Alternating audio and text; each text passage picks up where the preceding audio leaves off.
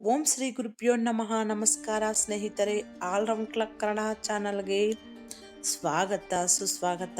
ಇವತ್ತಿನ ವಿಡಿಯೋದಲ್ಲಿ ಪೂಜೆ ಮಾಡುವಾಗ ಕಣ್ಣೀರು ಬಂದರೆ ಮಂಗಲವೇ?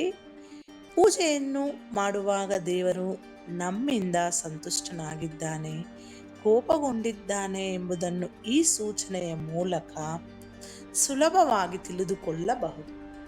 ದೇವರ ಪೂಜೆ ಮಾಡುವಾಗ ಕಣ್ಣೀರು ಬಂದರೆ ಅದು ಶುಭ ಸೂಚನೆಯಾಗಿರುತ್ತದೆ. ದೇವರಿಗೆ ನಿಮ್ಮ ಪೂಜೆ ಇಷ್ಟವಾಗದೇ ಇದ್ದರೆ ಎಲ್ಲ ಸೂಚನೆಗಳನ್ನು ಶೀಘ್ರದಲ್ಲೇ ನೀಡುತ್ತಾನೆ.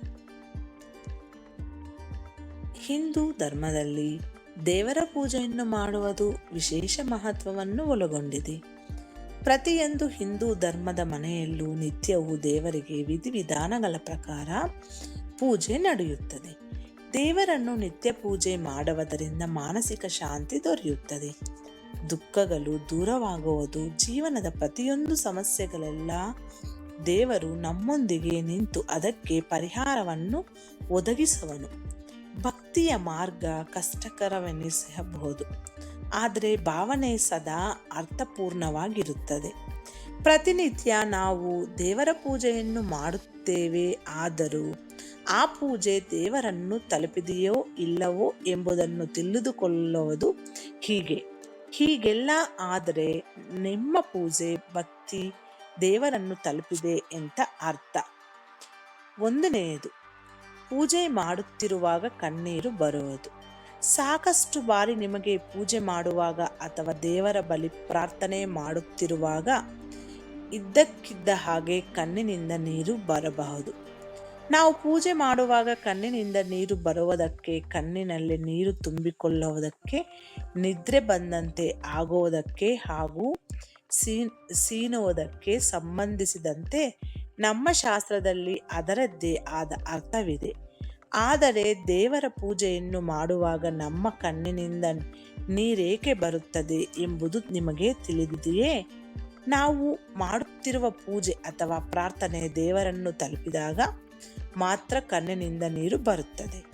ಪೂಜೆ ಮಾಡುವಾಗ ವ್ಯಕ್ತಿಯ ಕಣ್ಣಿನಿಂದ ನೀರು ಬಂದರೆ ನಿಮ್ಮ ಮನಸ್ಸಲ್ಲಿರುವ ದುಃಖವು ಶೀಘ್ರದಲ್ಲೇ ಕೊನೆಗೊಳ್ಳಲಿದೆ ಅಂತ ಅರ್ಥ. ಅಲ್ಲದೆ ನೀವು ಪ್ರಸ್ತುತ ಎದುರಿಸುತ್ತಿರುವ ಸಮಸ್ಯೆಗಳಿಂದ ಮುಕ್ತಿಯನ್ನು ಪಡೆದುಕೊಳ್ಳುತ್ತೀರಾ. ಪೂಜೆಯ ಸಮಯದಲ್ಲಿ ಕಣ್ಣೀರು ಸಹ ಶುದ್ಧ ಮನಸ್ಸಿನ ಸಂಕೇತವಾಗಿದೆ ಎಂದು ಶಾಸ್ತ್ರಗಳಲ್ಲಿ ಹೇಳಲಾಗಿದೆ. ಈ ಸಮಯದಲ್ಲಿ ನಿಮ್ಮ ಮನಸ್ಸಿನಲ್ಲಿ ಪ್ರಚಲಿತದಲ್ಲಿರುವ ಕೆಡುಕನ್ನು ನೀವು ಜಯಿಸಿದ್ದೀರಿ ಎಂಬುದನ್ನು ನೀವು ಅರ್ಥ ಮಾಡಿಕೊಳ್ಳಬೇಕು. ಎರಡನೆಯದು, ಪೂಜೆ ಮಾಡುವಾಗ ನಿದ್ರೆ ಬರುವುದು. ಇನ್ನು ಕೆಲವೊಮ್ಮೆ ನಿಮಗೆ ಪೂಜೆ ಮಾಡುವಾಗ ನಿದ್ರೆ ಬರುವಂತ ಆಗಬಹುದು. ಯಾಕೆ ಈ ರೀತಿ ಆಗುತ್ತದೆ ಗೊತ್ತಾ?